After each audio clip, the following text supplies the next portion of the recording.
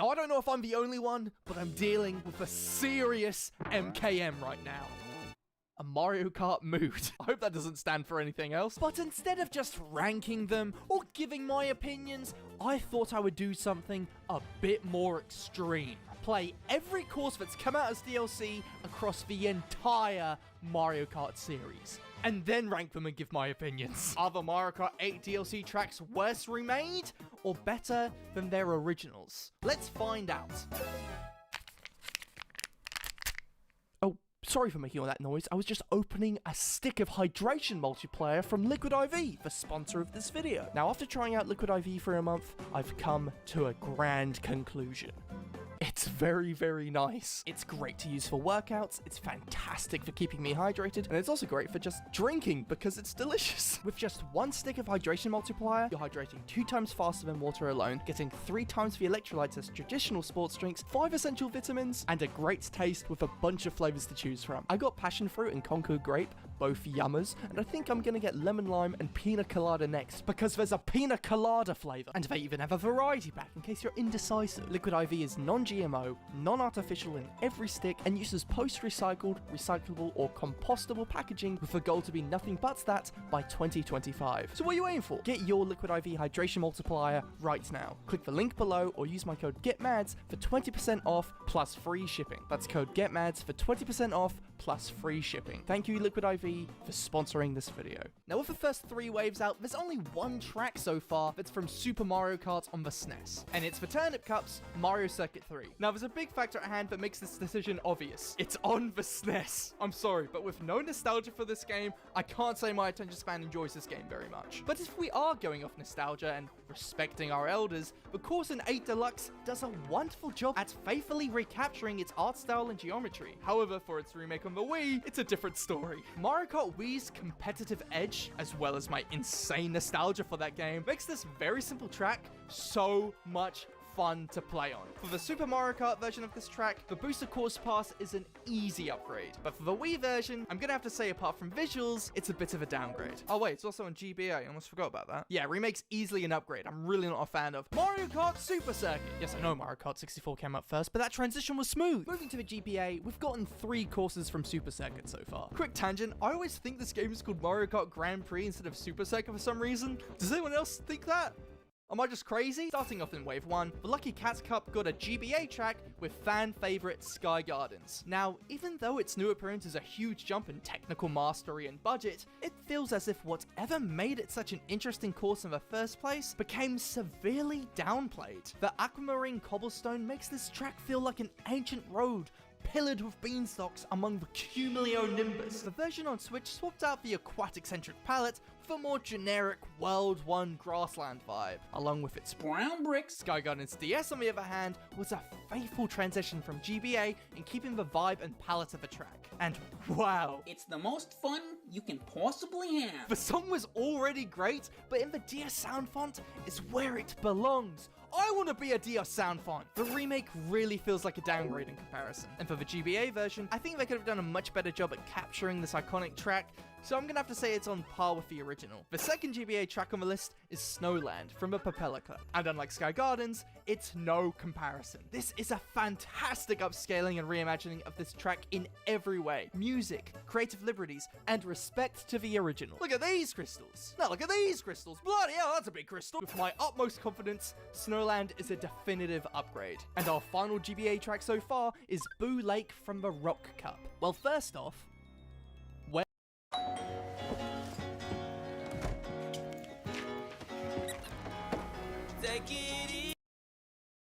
where's the lake? Now, even though this course is just on a flat, pseudo 3D plane, it feels like one of the most vertical tracks in Super Circuit.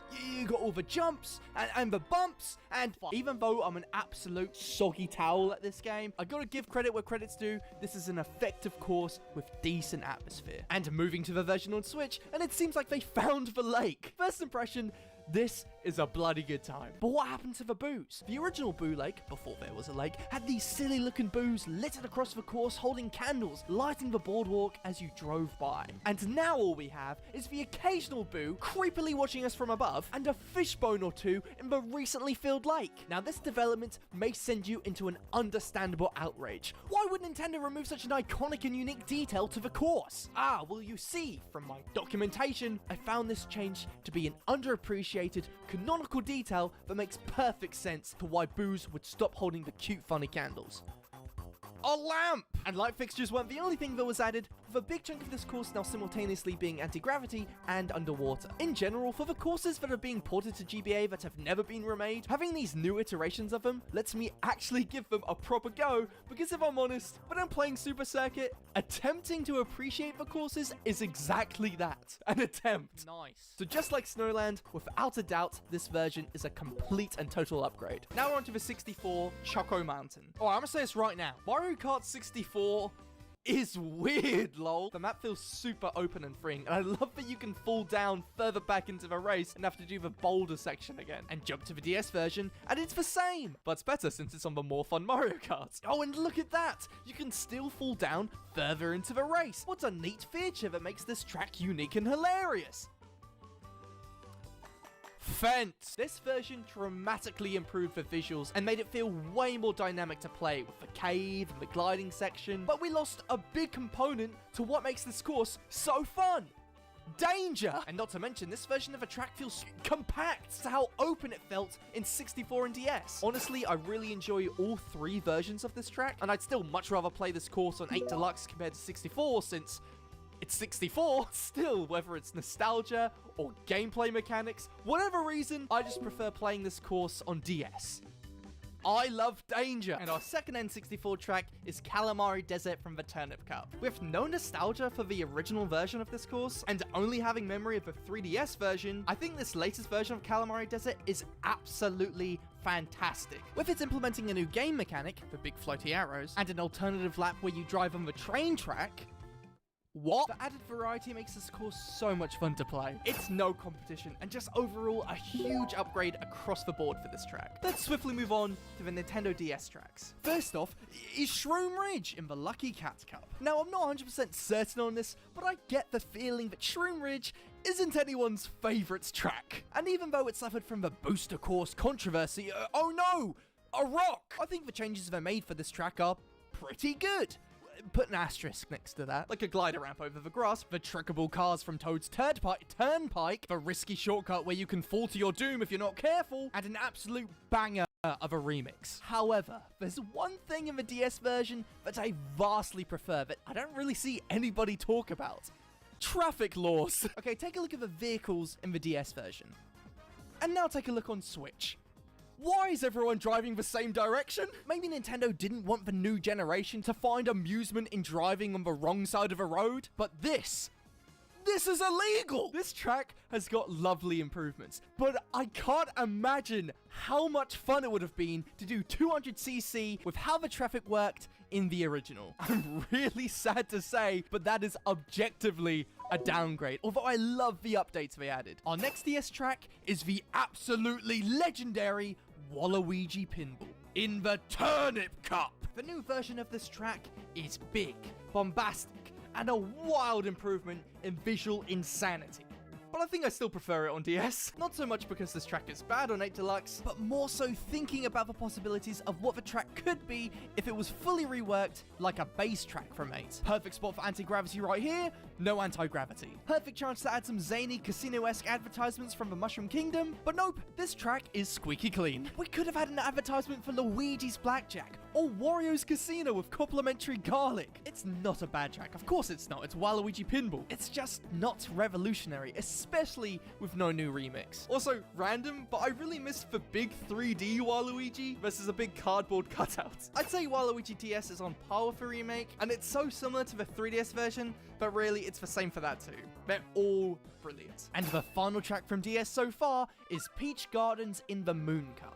Now, I know I memed about with how Boo Lake had some canonical storytelling with the updates they added, but this course actually has that. Somebody trimmed the hedges. Now, after playing Peach Gardens back to back to back, playing this new version brought a tear to my eye. Well, it didn't, that was a lie, but shit, I just straight up lied. It's so much fun to play, and the changes are fantastic. The only thing which I kinda miss is the chain jumps having items at the end of their chains. I thought I'd miss the hedge section and that it would feel cramped, but it doesn't. Far from it. It feels just as open as DS and Wii. And the third lap having you go backwards and gliding over the hedge maze? Oh, playing this makes me so happy. What a phenomenal upgrade to a fantastic track. Moving on to Mario Kart Wii, and it's Coconut Mall. If you want a tutorial on happiness, start up your Wii, put in Mario Kart Wii, maybe bring a friend along, and start up Coconut Mall. If you're making a to-do list today, make it easy on yourself. Just write down Reese's, then write down eat them, and then you're kind of done for the day. Try Big Cups. They're stuffed with more stuff. Jen, how's school? It's good. I've got art, trig. I was thinking maybe I could do soccer.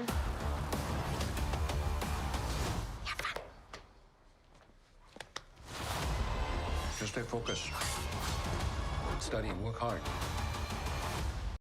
Very me. This track genuinely makes me feel 7 years old. I'm not even joking with that, because I'm playing this with the same save data I had from my initial Wii, and the funny me's I made with my sister appear on the sidelines and on posters in the race.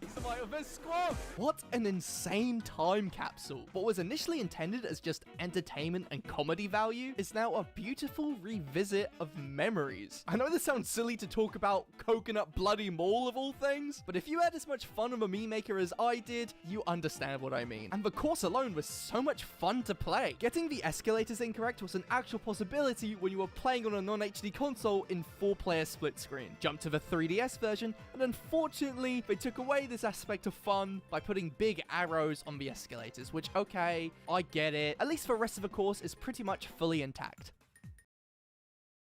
What did you do? The 3DS might have added arrows, but it didn't make them this obvious, and there was still Mii's. Easiest downgrade in the entire game. This is absolutely barbastrous. Is that a word? Barbastrous, Nintendo. Okay, let's move on to something that'll put my mind on ease, like Mushroom Gorge in the Propeller Cup. The design of this track in 8 Deluxe's DLC is obviously a lot closer in design to the 3DS version with the gliding mushroom and game mechanics, but unlike looking like a straight port of the Wii version like the 3DS did, we got a fresh coat of paint and a lovely improvement in track aesthetics. It's a fantastic upgrade for both Wii and 3DS. Gorge on Wii might have its more wacky physics, but I feel a bit evil marking it down just for that. However, I did do that for Mario Circuit 3. Never mind, onto the Rock Cup with Maple Treeway. Playing this track on Wii again feels so good. It's an absolute classic. From the leaf items, to the big wigglers, to the half pipe, to the wiggly trampoline thingy. Unfortunately, when you go to the 3DS version, there is no half pipe, which is a bit... But when you go to the Switch version, it's back, which is so... On the 3DS version, the half pipe is back. Of course, since this was built from the 3DS/Tour version, we do have the glider section now. I can't think of any genuine complaints apart from my pettiness that the half pipe is just the anti-gravity icon and not the arrows. But that would be the lamest way to mark this track as a downgrade. The 3DS is a downgrade for sure, but I'm putting the Wii and Switch version equally in first place. And with Maple Treeway out the way, that was stupid, we're moving on to the 3DS track, starting with... Toad Circuit.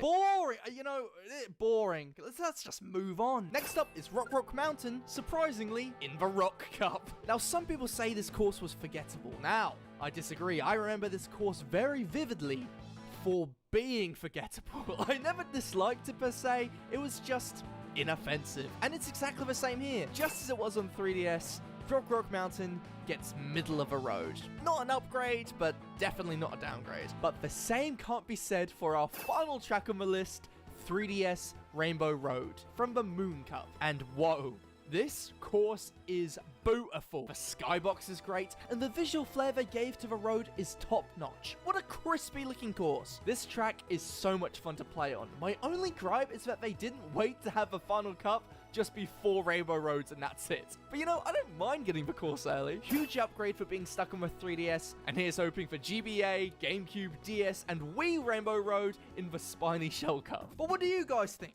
Agree with my opinions? Think I'm very handsome and clever? Or disagree with my opinions? Maybe I'm ugly and wrong? Let me know somewhere below. And if you're a fan of Mario Kart and want to play it with me and a few of my chums, we host weekly Mario Kart nights on Saturdays in my Discord server. So feel free to join in on that if you're ever in the mood for a karty party.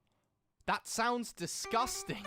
Thank you so much to Ultimate145, Bappity, Stealthy Bree, and everyone else you see on screen for supporting the channel on Patreon. Thank you so much. Guys, I'm genuinely really sorry that I wasn't able to cover all the cool... Watch this!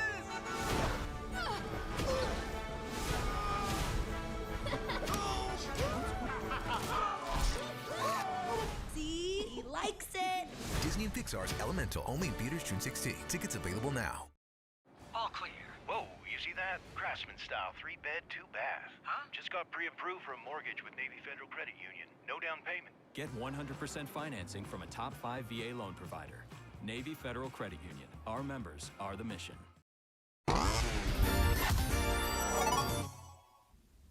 Anyone else remember this game? Because I didn't. I get a lot of people requesting me to review X or Y game, but hands down, the game I frequently see the most requests for is Mario Kart 7. And every time someone asks me to do a review on this game, my immediate reaction is always, oh yeah, I forgot about that one. Then I proceed to forget about it once again 5 seconds later. Right out the gate, I want to make it clear that me forgetting the game exists has absolutely nothing to do with the game's quality. The main reason I forget about Mario Kart 7 is more because of the console it released on itself. The 3DS is a fine console, but it's definitely a handheld I have very little attachment to. When the handheld first launched, it was $250, which was pretty high for a portable system. Adjusted for inflation, even though it's only been a little over 10 years, that would be roughly $330 now. So like the price of a Switch. Even when it got its price dropped to $170 half a year later, the reality was I was a high school student that wasn't really playing Nintendo games anymore. And yeah, by the time I did get a 3DS, around the time Pokemon came out, I was then a college student, busy with, you know, college things. Because of that, the only games I ever played on my 3DS were Pokemon and Animal Crossing, because those just so happened to be the games that my friends in college were playing. All this to say, Mario Kart 7 is the only Mario Kart I did not play around the time of its launch. But after playing it for this review, honestly, I think I kind of missed out. I mean, okay, it's not like the best in the series or anything, but if I had played this at launch, I might have thought it was. Well, until Mario Kart 8 came out, but I'll get into that in a bit. Beyond having great presentation given the hardware, Mario Kart 7 innovates your traditional Mario Kart formula in a lot of unique ways. The most obvious innovation is the inclusion of the hang gliders and the underwater racing. These were the big selling points. I mean, it's on the front of the box. The glider, I think, is hands down one of the best additions we've seen to the series. Basically, when you go off certain jumps, a glider will pop out of your cart, allowing you to move in all directions, which really expands the ways in which a track can be designed. Although it would seem that not everyone is as much of a fan of it as I am. I've 100% heard people say it's not Mario Kart, which is ironic because oftentimes the people using that argument are the people who love the bikes in Wii. A glider attached to your cart? Now that's taking it too far. But using a bike in a game called Mario Kart? Now that's Mario Kart. So when it comes down to an argument like that, all I really hear is, the Mario Kart I grew up with didn't have it and I'm not used to it, so... I mean, the series can't remain dormant forever. Features like this are what keep the new Mario Karts interesting. Not to mention, I can't see how anyone could perceive this edition as anything but a good thing when it opens up the gameplay and course designs to so many unique possibilities. I mean, let's be brutally honest here. In the majority of your races of Mario Karts, your biggest decision is, do I turn left or right? By adding the glider, you are essentially incorporating another access to the gameplay. So not only are you still dodging and maneuvering by steering left and right, but you have to make the on-the-spot decisions of sinking down to gain speed or sacrificing speed to gain elevation, which in turn can lead you to taking the lead via a shortcut. Shortcuts like this gap you can cross in Neo Bowser City prove how this mechanic only allows for more decisions you, the player, have to make, and how the tracks can be designed to integrate said decisions. The only thing I don't like in Mario Kart 8 is especially guilty of this, are those segments on some of the tracks where your glider comes out and you can't even move, making it more of an aesthetic than anything else. But you can't pretend this is a new problem when most of the series will have multiple tracks that will have something that launches you up, and you kind of just have to wait there and watch until you land. In fact, if anything, the glider can rectify these segments when the tracks are remade by allowing you some control. Royal Raceway in 64, for example. Again, we have a jump that has you flying forward and you just kind of wait until you land. In Mario Kart 8, however, with the new glider controls, you now have full control of this part and are tasked with dodging hot air balloons while airbound. A definite upgrade if you ask me. Look, here on Psylocke Hawk, we like to encourage change and innovation. I mean, the last thing I'd want to do is endorse stagnation. Come on, what do I look like to you, huh? A Pokemon fanboy? No, those don't exist! But then there's the underwater stuff, and this is more...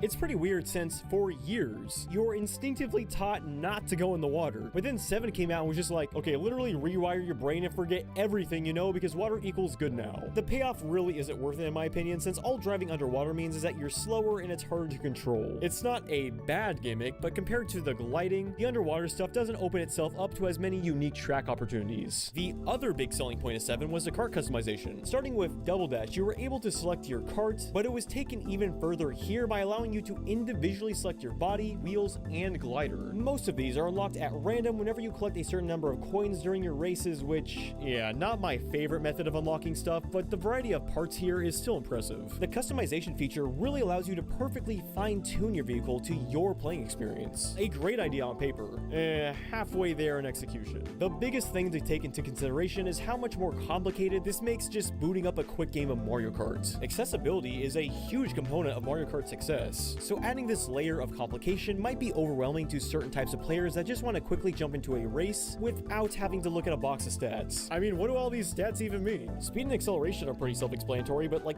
what's off-road? How fast you drive when going off the track? I mean, it's faster to just stick to the track regardless, so this seems like a pretty pointless stat. Granted, all of these stats were in Mario Kart Wii. In fact, the Wii had a bigger table of stats to look at, but there it was just pick a kart and go. If you don't like one, try another until you find your favorite. Whereas in 7, if you decide that you do not like your current kart combination, I would imagine that many players won't know what to change, especially when you take into consideration that there are hidden stats such as mini turbo and stability. There's a lot more manual tinkering you need to deal with. In spite of all of that, I don't dislike the customization system. In fact, I think it's a cool idea, but especially for future entries like Mario Kart 8 where multiplayer is more accessible. Some pre-made setups or the ability to save a combination of parts would have gone a long way. All the comments I'm making are only at the expense of Mario Kart being a quick pick up and play game though, which I'm not even sure was a huge priority for Nintendo given this is the only handheld Mario Kart without a versus mode or a quick race mode that allows you to pick any track and go. This might seem like a small deal to some, but being able to just play a single race I'd argue is a pretty invaluable feature for a portable game like this. I mean, not that it really affects me since I'm playing this game at home way after its prime, but to not have it is a strange omission. Speaking of strange omissions, this is the only Mario Kart to not have Waluigi after he was first added in Double Dash, which is even more insulting here since one of the retro tracks included in this game is Waluigi Pinball. So a Waluigi map? That's all good. Waluigi as a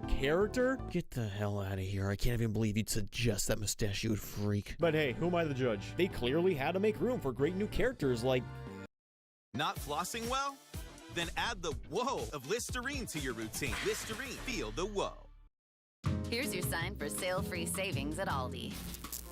Ta-da!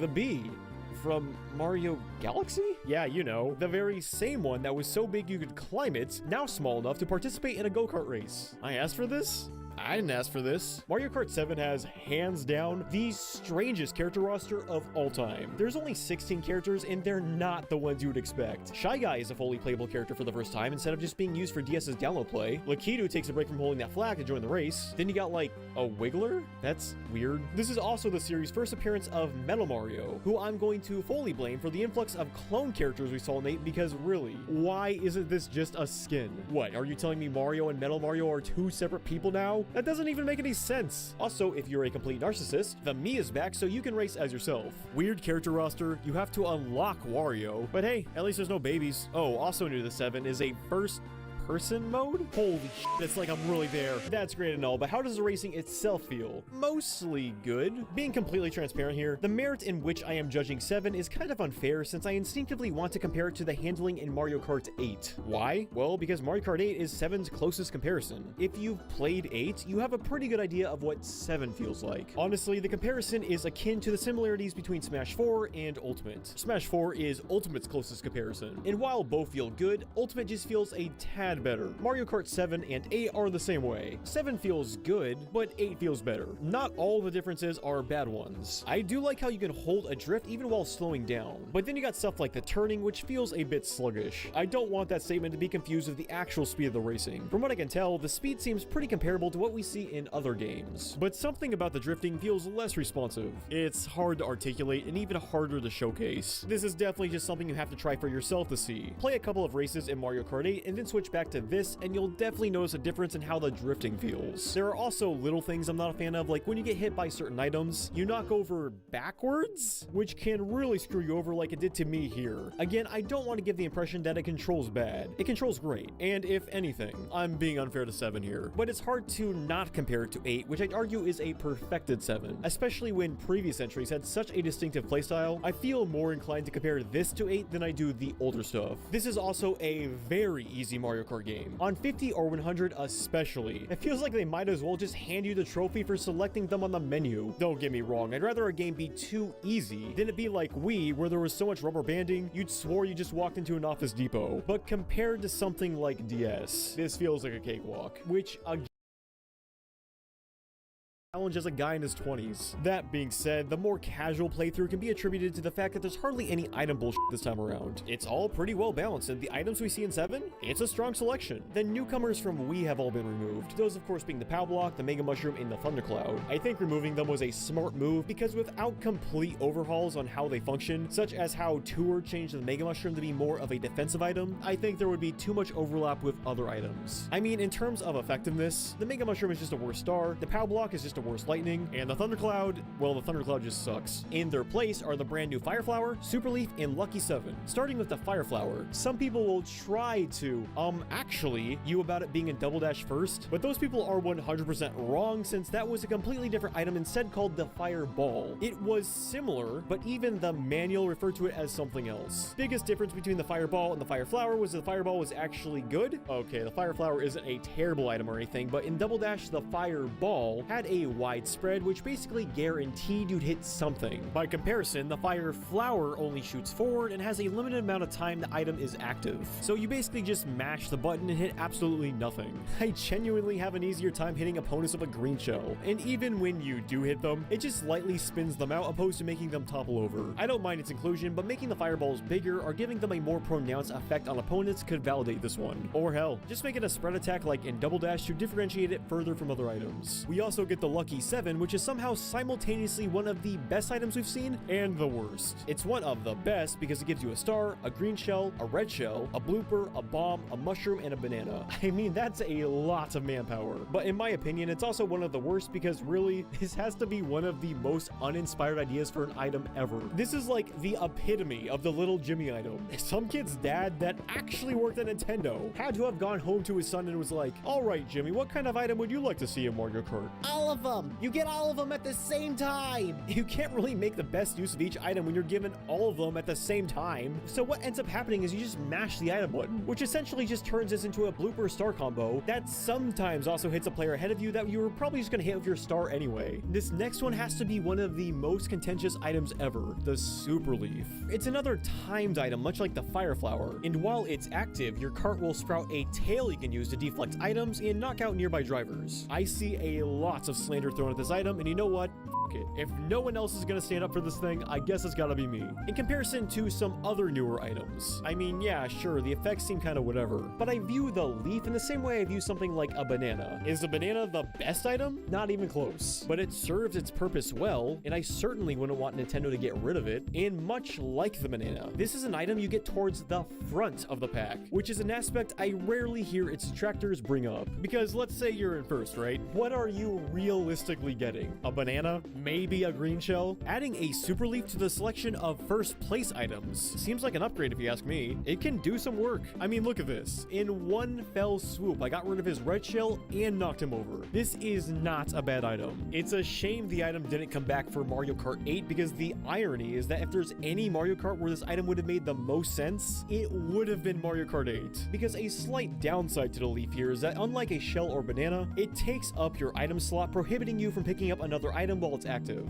Whereas in 8, all of the items work like that anyway. I mean, if nothing else, they should have brought it back for battle mode. I mean, it's better than the feather. Honestly, not sure why this item gets such a bad rap. Again, as far as first place items are concerned, I definitely think this is one of the best, and I'd totally be down to see it return in another Mario Kart. Like seriously, I've heard so much talked about the Super Leaf, but the blooper? What, is everyone okay with this one? The obnoxious item that is practically anti-Mario Kart in design? Whereas most Mario Kart items are designed to even out the playing field by giving newbies a fighting chance, the blooper is extremely detrimental to newcomers that don't know the course, and practically useless against veterans since they likely already have the layout memorized. Whenever I get the blooper, I always get so frustrated because it's like, great, you know, statistically speaking, it was more likely for me to get a triple red shell, which is basically one of the best items ever, but you know, I'm really glad I got this instead. Right there, that to me is what makes the blooper worse than the super leaf. Because when you get a leaf in first place, it's like, was that really a loss? In first place, all you want is a defensive item anyway, and the leaf is a pretty good one. But the blooper, and this is true in every Mario Kart I believe, in each position where it is possible to roll a blooper, it is also possible to roll a triple red. And if you actually think you want a blooper more than a triple red,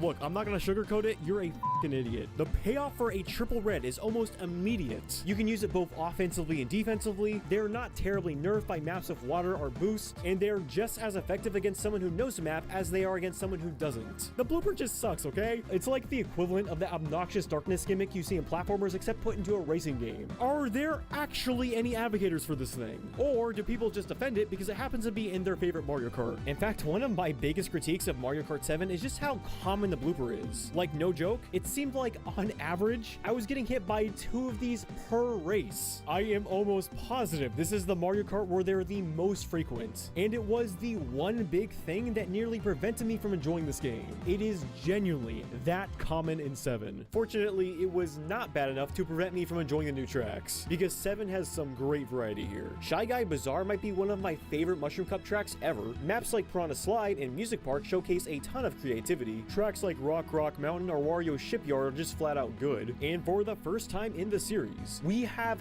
huge tracks with the implementation of checkpoints opposed to laps. The tracks in question being Woohoo Loop, Maka Woohoo. Yes, there are 2 tracks based on Woohoo Island, both of which being very similar as you might expect. Probably my only critique of the new maps, despite me liking both of them. But the final map to implement checkpoints is this game's Rainbow Road, and what a fantastic decision that was. This is the most ambitious Rainbow Road we've ever seen, and nothing else even comes close. You're circling around planets, driving on the rings of Saturn, doing tricks on wobbly tracks above the moon, driving on the moon, there are conveyors that speed you up, this Sonic-ass tunnel with rotating boosters, and to cap it all off, you glide through the atmosphere dodging asteroids. I mean, what a journey, man. The checkpoints really sell the scope here. And hey, the retro tracks are sold as well. Tons of fan favorites such as Coconut Mall, Waluigi Pinball, Daisy Cruiser, Airship Fortress. Undoubtedly the best part of the selection here though is you may qualify for monthly SSI payments to meet basic needs if your income and financial resources are low. since the series saw a slight overhaul with the addition of gliders and underwater racing, they were able to reinvent their classic maps in some great ways, such as finally giving a purpose to that jump to nowhere in Koopa Beach, or straight up having racers drive in the water in Koopa Cape. Another pleasant surprise for me was how solid the battle mode was. I wouldn't say this is the best battle mode, but it's a huge step up from what we saw in Wii. First of all, teams are optional this time around, thank God. Other than that, I guess it's basically what we saw in Wii. Same 2 modes, same expected settings, but the team thing is a bigger deal than it may seem, because now you're not reliant on whether or not your partners suck when it comes to winning a match. The map selection here is smaller. This is the lowest number of new battle tracks ever introduced into a Mario Kart. Well, I mean, unless you're counting Mario Kart 8's whopping 0, but it's a decent selection. Woohoo Town might be one of my all-time faves, and adding jumps to glide across the center lava in Big Donut greatly improves that map. My only 3 gripes of the battle mode are: 1, you're still only able to play time matches. 2, you cannot set the number of matches to play, it's always 4. Once you do your 4th match, the game store just says, alright, you've had your fun, get out. Lastly, for the coin battle, in a kind of dumb design choice, the amount of coins you can collect cap out at 10. So after you collect 10, there's essentially no reason to put yourself in the center of a battlefield just to lose. So I'd argue the most strategic thing to do after that is camp, and that's no fun. I mean, yeah, sure, you don't have to camp, but you also don't have to win. This is the part of the video where I was going to be like, welp, can't comment on the online because it's not up anymore. But if you've been making jokes about how you're impressed Twitter hasn't imploded yet, then you'll be even more surprised to hear that Mario Kart 7 still has fully functional online play. Okay, why the hell was the Wi-Fi in Wii shut down if 7 is still up? I can almost guarantee the Wii Mario Kart would still have a more active online scene than 7 if both were still online. I mean, hell, Mario Kart Wii already has the bigger online scene despite the official servers being shut down. If you've played the Wii version, it's the same basic setup where you can easily jump into a race with a bunch of randos, and you win or lose points tied to an overall online score you have. It's fun, works well, but as you may expect, the online scene is pretty dead these days. Frankly, like I said, I'm shocked the servers are still up at all. But yeah, with that aside, that is Mario Kart 7. There isn't a huge modding scene here like what we saw in the Wii, and in general, 7 might have the smallest fan base these days out of any Mario Kart post Double Dash. Like I said at the start of the video, this is the only entry in the series I will straight up forget about time to time, which admittedly is not fair to everything 7 does. It introduced one of the best innovations we've seen in the entire series with the addition of the gliders. The kart customization, while it could be streamlined in the future, is a fantastic idea that allows players to fine-tune their racing experience. The checkpoint system opened up the track designs to be more than just a closed-off circuit, not to mention, the tracks in general are real good in 7, especially its version of Rainbow Road. The new items are, at their worst, decent, and at their best, something I really hope returns to future installments. Battle mode is a blast and is a step up from Wii, and ultimately, this is just a really solid Mario Kart. I'd even go as far as to say it's a top 5 game on the 3DS. So if you're like me and have forgotten about this game from time to time, let this video be a reminder to pay your respects to 7 and all that it did for the series. It's a great game, a great addition to the series, and will undoubtedly continue to shape the future of the series in creative and interesting ways. Hey, thanks so much for watching. I'd like to give a shout out to patrons such as Abby Knudsen. Wait, what? Toot Juice! Toot toot. Toot toot. Disney and Pixar's Elemental, only in theaters June 16. Tickets available now. Ace is the only national hardware retailer that carries Benjamin Moore paint at over 4,000 stores, and only Ace offers the Extra Mile Promise. We'll help you get everything you need to paint in one trip, or delivery is free. Ace is the place with the helpful hardware, folks. Here we go!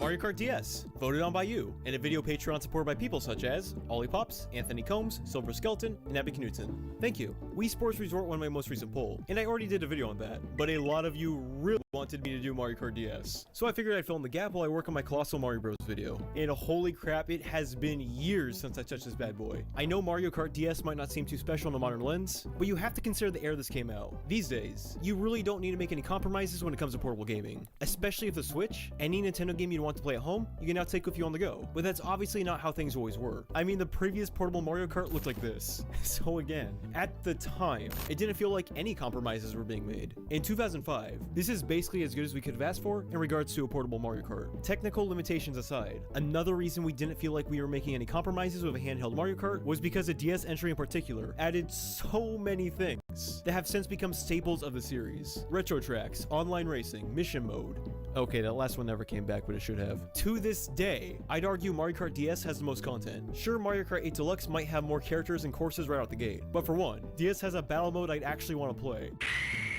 And that mission mode really rounds out the experience. So going into this, I'm going to be fairly critical. This was my very first DS game ever. In fact, it's the game my DS came with. And I don't want to sound like a nostalgia blinded baby. So if I start critiquing certain components, and I will because I want to be fair here, I don't want to see anyone flipping the hell out. It seems like even when I'm positive as hell like I was for Resort for example, there's always a handful of people that get real upset about my few unenthusiastic comments. So I'll just say right now, I love this game. And don't you try to rant about me thinking otherwise. We got Grand Prix, Time Trials, Versus Mode, Battle Mode, and new and exclusive to DS, Mission Mode. We'll be going through these one by one, so let's start with the basics. You start with your basic 8 playable characters. You know the ones. Mario, Luigi, Bowser, Peach. Then there's 4 unlockable characters here, one of which being the classic NES accessory, Rob. I know there's some people that aren't fans of his inclusion because he's not a real Mario character or whatever, but if it's somehow okay to have Link, Villager, and Inkling in Mario Kart, then I think ROB is a worthy addition as well. Personally, I like him a lot. The other newcomer is Dry Bones for all those edgelords out there. It's a good selection of characters, and most of the character models look good for DS. Emphasis on most. Bowser's got his face stuffed with pound cake, and the Big M himself looks like total ass. He looked fine in Mario 64 DS, and that was a launch title, so who knows what happened here. The game in general just has inconsistent visuals. The courses look great for DS. All of them really. But then you have stuff like the Koopa shells, which are literally just a stationary paper cutout. I understand the DS doesn't have much memory to spare, and making each item a 3D model may have been too taxing on the hardware. But for fuck's sake, you can at least animate the sprite. Even the Game Boy Mario Kart did that. Mario Kart 64 did that as well, and that was so well animated. I bet many people didn't even know it was a 2D image. Even still, it's hard to complain too much when the game consistently runs at a solid 60 frames. So if Mario looking like a bootleg carnival toy was the price to pay, then I think that's a fair concession. After all, Fluence Racing should be the primary focus on a kart racer. This is as nitpicky as it gets, but while we're on the subject of graphics, I thought I'd mention this because it even bothered me as a kid. I'm not here to give you guys a damn science lesson, but in short, the color fire in most situations directly translates to its temperature. Fire that is blue is much hotter than fire that is red. In fact, the color of stars is how astronomers determine how hot a star is. So in Double Dash, the color of drifting sparks goes from yellow to red to finally blue. The implication, I thought, was that the sparks your wheels are kicking up are getting hotter while you maintain a drift. But ever since DS, it goes from blue to red. Why? Then in Mario Kart 8 Deluxe, they really screwed things up by making it go from blue to red and then back to purple. Again, this is such a whatever thing, it doesn't really matter, but it bugged me for years. And now I hope it'll bug you. So you're welcome. Returning from Double Dash are a selection of carts with different stats. If you 100% the game, you can even use any cart you want regardless of what character you choose, which I thought was a nice touch. But I swear they got the stats on virtually every car mixed up. Take Luigi for example. His cart, the Streamliner, is a speedy looking race car. That's the one with low stats and good items. Meanwhile, his damn Vacuum is the fast one. Or Yoshi, he has an old fashioned drag car, and that's the slow one with good items. Meanwhile, this big ass egg, that's the one of good stats and bad items. Or Waluigi's excavator, that's the fast one. Not his bike, but his damn construction vehicle. Or hell, you know Mario's cart, the B Dasher? Front of the box, super iconic. That's the slow one. But this dumb looking star car, yeah, that's the good one. Once again, it's not a big deal obviously. I just thought it was funny. But as far as the racing itself, it feels really good. DS was basically the game that established what a Mario Kart game should feel like. I say this because every Mario Kart game that preceded DS feels more similar to how this game feels than it does say 64 or Double Dash. When it comes to multiplayer, this is one of the more skill-based Mario Karts. It's the last in the series to have the original drifting for one. You know, back when you had to build up your drift by wobbling the D-pad back and forth. This was also the game that added conventional drafting. It was technically in 64, but in the same way that drifting was technically in 64. It just didn't feel right until DS put its foot down and it was like, okay, listen here you goobers, this is how it's done. I would be remiss not to mention another high-skilled tech that was frequented online. That technique in question being snaking, which, if I had to guess, is why they removed the original drifting style in future titles. Snaking, for those who aren't familiar, is when you quick drift in alternating directions in a straight line. It can be tricky to pull off, but if you do it successfully, it's slightly faster than driving straight thanks to a small burst of speed. The point is, Mario Kart DS is one of the more technical entries, and I respect that. That being said, we're talking about the racing mechanics here, because the item balancing in DS is complete bollocks. Honestly, when it comes to bullshit item balancing, this and the Wii version are easily the most sporadic. It's not as bad as Wii, and credit where credit is due. There isn't a stupid amount of rubber banding like there was in Wii. In fact, if it wasn't for the items, this would easily be the fairest Mario Kart. Most of the bullcrap comes from a particular spiny shell, but I should probably mention the blooper first. Everyone's favorite item. This is the game the item premiered in, and okay, can we just be real for a sec? How come out of all the items they have removed, it's the blooper that stayed? Mario Kart Wii added the Mega Mushroom, and I thought that was cool. But no, that never came back. Guess what did though? the blooper. Bloopers, for anyone who hasn't played a Mario Kart in the past 10 years, is an item that covers your screen with ink. It doesn't slow you down or anything. It's all artificial. There is no happy medium of bloopers. Either it makes your whole screen black, or it's like how it is in Wii, where it hardly matters. Plus, they don't have a perceivable effect on computers. I think you see them swerve left to right a little on straights, but that's about it. If they want to keep bloopers but give them a more tangible effect, they should spray your tires with ink, making you slip more. I know people would still complain about them being annoying, but firstly, it would be no more annoying than not being able to see your damn screen. And two, at least it wouldn't feel useless when you got the item yourself. Transitioning to the other items here. I don't know if this was supposed to happen, but I really appreciate this design choice if it was. I had a triple banana behind me, and then when I got chased by a red shell, I lost all of them. This might sound like a bad design choice, but I think it's smart, and here's why. Me and my ex-roommates used to play Mario Kart Wii all the time, and basically if someone got into first and had a triple banana, that was it. There was no way in hell you'd pass them, because by the time you got 3 red shells, they probably already got another triple banana. But with this, triple bananas can be used offensively 3 times, but defensively once. It's way better than that circling banana bowl crap they added in 8. The items go straight through that shit anyway. Or at least, that being an intentional design choice is what the optimist in me hopes. My cynical side knows the real reason is because red shells are cheap as hell in DS. If you hold an item behind you, you would expect not to get hit by a shell, right? Well, that would be some wishful thinking, because in many cases the shell will go around your items. If my Discord is to be believed, this is an issue in the Wii version as well. I don't remember this in either, yet here I am talking about it. The items in general make getting 3 stars in Grand Prix a complete nightmare. In later games, as long as you get first in all 4 tracks, you were rewarded 3 stars, which was a good change if you ask me. Here in DS, however, it's all about how fast you complete each course. And that's a problem when how many blue shells you get hit with is 100% random. Yup, it's time to talk about these boys. These are seriously the one thing I distinctively remember from DS. There were blue shells up the ass. Don't be surprised if you get hit by 3 of these before your race is over. There was one race where 4 of them popped up, and in a situation where everyone is neck and neck, aka, it's not impossible to overtake first. There should never be a chance for one to pop up. I don't think I'm alone when I say these should only pop up when a single red shell just won't cut it when overtaking the lead. I'm actually one of the few people that doesn't mind the blue shell's inclusion in moderation, but they shouldn't be popping up right before the finish line. They are especially a problem in Rainbow Road, because if you get hit by a blue shell when you're upside down like I did here, you're boned. That's a huge setback, and obviously you can't control when a blue shell is going to hit you, so it feels slightly unfair. Ironically, the DS Rainbow Road would be great in Mario Kart 8 with its anti-gravity, because there, being hit upside down wouldn't behave any differently. I suppose that's my cue to start talking about the tracks. While it's not the best selection of courses we've seen, in fact I forgot about a lot of these until I started playing again. When Shroom Ridge came up, I was literally like, oh yeah, that exists. But there's some real classics here. Delfino Plaza is great, TikTok Clock and Airship Fortress are pretty solid as well. Luigi's Mansion runs circles around that crappy haunted house track in 8. Peach Gardens is surprisingly one of my personal faves. And DS happens to have one of the best Bowser Castle maps. However, we need to address the elephant in the room. Not everyone will be happy with this, but please try to hear me out.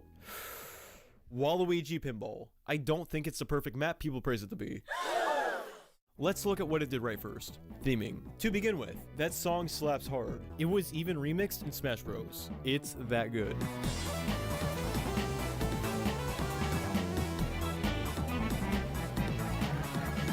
Then there's the fact that it's on a pinball table. That's an extremely unconventional setting for a racetrack. The visuals are awesome. I really love the foggy spotlights illuminating the night sky. The sound effects are great too. It's the only map where they're different. There are some satisfying little jingles when you overtake another racer. The item roulette sounds different. And even the lap signifier sound effect is all 8-bit. All that stuff is what people think about when Waluigi Pinball comes to mind, and it's all great stuff. That being said, the other half of what makes up a track is the layout itself. This is where Waluigi Pinball starts to flounder. For a map called Waluigi Pinball, there's certainly not a whole lot of time spent on the pinball table. Yeah, just the last 8 seconds really. And even then, what are you doing? Just driving straight mostly. Maybe crossing your fingers a surprise pinball doesn't hit you from behind, but otherwise you're only driving in a direct line to the gutter of the table. As for the rest of the map, all we have here is your basic run-of-the-mill linear concrete pathing. Not only are there are no shortcuts or branching paths here, but this has absolutely nothing to do with pinball. An apologist might say you're driving on the rails that a pinball would travel along on the actual table, but if that's the case, then what the hell is that? Waluigi Pinball is a perfectly fine track, but if it wasn't for the mere idea of driving on a giant pinball table, I don't think this map would have been elevated to the god tier status it holds today. Waluigi deserves a better pinball inspired map if you ask me. Honestly, they could have just taken the pinball portion of the track and made it into a decent battle map. As mentioned earlier, DS was the first game to have retro tracks and, well, it certainly feels like it. I have a lot of respect for DS for essentially trying to double the number of tracks we came to expect in each game. But the best of the best, these are not. I swear they went out of their way to pick the least interesting callbacks. If I were to take the GameCube tracks, for example, and pick out my favorite 8, essentially cutting the list in half, these would be the ones: Daisy Cruiser, Waluigi Stadium, Mushroom City, Yoshi Circuit, Deep Mountain, Wario Coliseum, Dino Jungle, and Bowser Castle. Out of those 8, only one is back in DS. That map in question being Yoshi Circuit, which has been stripped down significantly. The piranhas and the pipes are gone, and so is that secret passage in the side of the mountain. I of course understand not everyone is going to have the same favorite tracks as me. But who the hell was begging for Luigi Circuit to come back? That seems to be a theme of the retro tracks in DS. They picked the maps that would likely be the easiest to recreate, despite if they were fan favorites or not. If I were to pick the simplest tracks to recreate from Double Dash, the 4 we see in DS would also be the 4 I would pick. Going back to the example I gave of Yoshi Circuit, even among the most basic picks, many of these are still stripped down. Mushroom Bridge, for example. Remember how cool it was when you could drive on the side of the bridge? Welp, that's gone now. Also, can we talk about how many of the courses in DS are plain-ass circuits? Figure 8 Circuit, Mario Circuit 1, Peach Circuit, Luigi Circuit GameCube, and Yoshi Circuit. That's a lot of tracks that are just your basic raceways. I'm not trying to come down too hard on DS for all this, because clearly it stands out in other areas. In fact, we have yet to get to my favorite parts of Mario Kart DS, so don't worry. And to be fair, I didn't even notice this as a kid. I just bring it up because, again, I played this game non-stop when I was younger, so I only think it's fair to analyze each Mario Kart with my rose-tinted goggles off. Besides, they had to start somewhere. Credit where credit is due.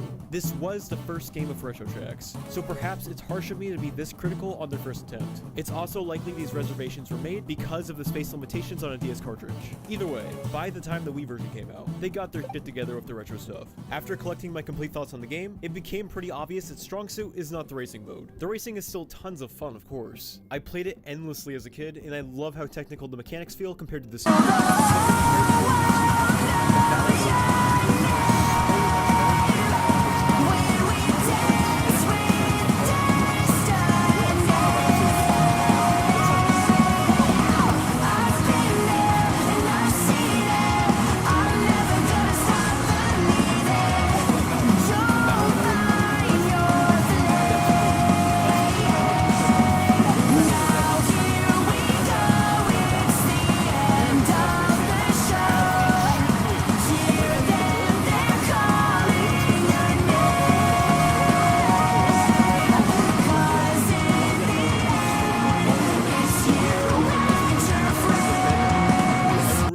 This is a test donation for $9. Then there's also Shine Runners. Not to get confused with Shine Thief from GameCube or 8 Deluxe. I love Shine Thief, but I think I might like Shine Runners even more. It has an elimination aspect to it I really like. So the way it works is the game starts with several shine sprites scattered throughout the map. You try to collect as many as you can, and you can attack other players with items to steal theirs. If you have the least amount of shines, or if you're tied with the players that have the least amount of shines when the timer hits 0, you're out of the game. It's such a fantastic mode, and it's yet again something that never left a DS version. Seriously, they should just get rid of Coin Runners and replace it with this. That's all Coin Runners is anyway. It's just Shine Runners without the elimination aspect. In other words, Shine Runners without the thing that made it great. So battle mode is pretty dang good. My only complaint is a variety of stages. And that's not to say the battle maps are bad. In fact, they're all good. Well, maybe with the exception of Palm Shore, which is a disgrace to beach levels everywhere. I absolutely adore beach themed stages, but 3 piles of sand and a palm tree? Come on, Nintendo, you can do better than that. The giant DS is awesome. Twilight House is cool. I hate Twilight House.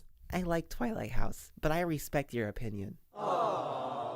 The problem is they're also open. These maps don't provide anywhere to escape players or items. There's nothing wrong with an open map, but variety is important. Nintendo DS is wide open, Palm Shore is wide open, Tartop as well. It's just a circle arena. Even Pipe Plaza is debatably an open map. The only 2 stages of any sort of complexity are Twilight House and Block Fort from Nintendo 64. That just goes to show you how good battle mode is in Mario Kart DS though. The map variety is lacking, and it's still the best battle mode in any of the games. The other hard hitter in Mario Kart DS is the mission mode. This mode is absolutely fantastic.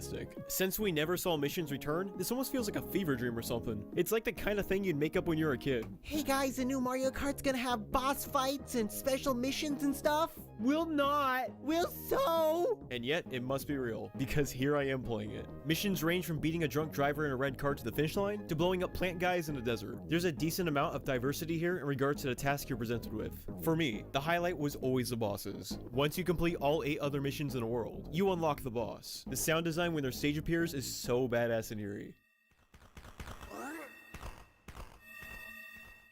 Guys, I don't know if I want to play Mario Kart anymore. You're getting kind of scared.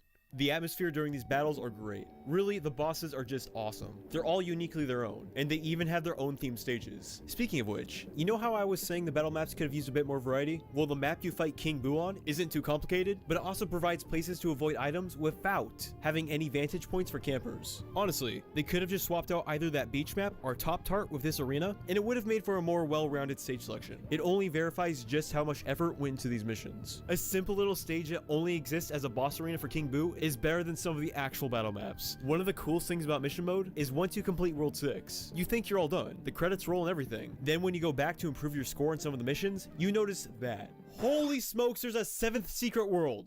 If this game was just a 6 worlds, I would have been happy. But 7 worlds. There's a lot of content here. In all, including bosses, there are 63 missions to endure. As a package, it's all interesting enough that I did it all in one sitting. Totally not advised, but I can confirm it will keep your interest. When people think of Mario Kart DS, what usually comes to mind seems to be the multiplayer, specifically the download play, and I can totally contest to that. One of my fondest gaming memories ever is going to some family reunion when I was a kid. I didn't know a goddamn person there, but at some point during the night, me and all the other kids there realized we all had Nintendo DS's. Next thing you knew, there was 5 of us all playing Mario Kart Battle Mode on download play. My friends and I used to play this game before school all the damn time. It worked great.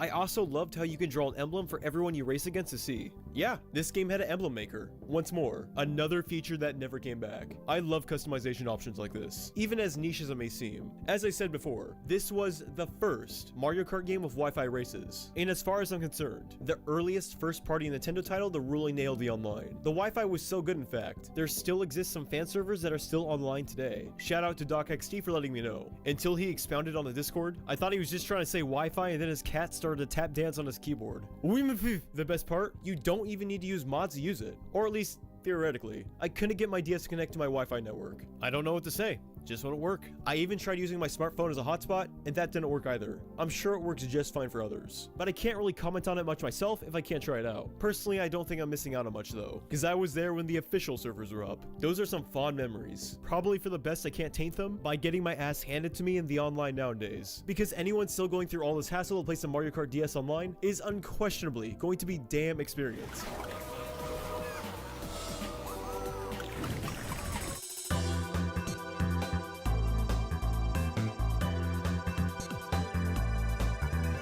Mario Kart DS was a great game then, and it's still a great game now. Outside Muppet-faced Mario, most everything here has aged pretty well. As far as my handful of critiques are always minor problems. It's not like time made them worse. Nevertheless, clearly all my nitpicks are just that. Nitpicks. Because in the grand scheme of things, it was a lot of fun revisiting this entry. Not to mention, this is easily the Mario Kart I've dumped the most hours into. There are a few hiccups, but so what? Every Mario Kart has some rough patches. When it comes to analyzing the series, I find people rely too heavily on their nostalgia to determine which one is the best. Basically, if it's the entry in the series people fondly remember playing the most, that's automatically the best one. Some people will even go as far as to say a specific entry dominates on all fronts and has zero problems. As far as I'm concerned, that has yet to happen. No game in a series is perfect, but likewise, I think there has yet to be a downright bad Mario Kart. Hey, this is a bit of a late update to the script, but this just came out, so now I suppose that statement's up for debate. So, is Mario Kart DS perfect? No, but it's pretty damn close given the hardware it's on. I guess the ultimate question would be, is this the best Mario Kart? And I don't know, simply because I don't think I have one. Every game has something it excels at. For DS, it's the battle and mission modes. For those two things alone, I'd say Mario Kart DS is still worth playing today. While I may not have a favorite, Mario Kart DS is one of my favorites. It reinforced what the words Mario Kart meant to gamers all around the world, and its impact won't be forgotten anytime soon.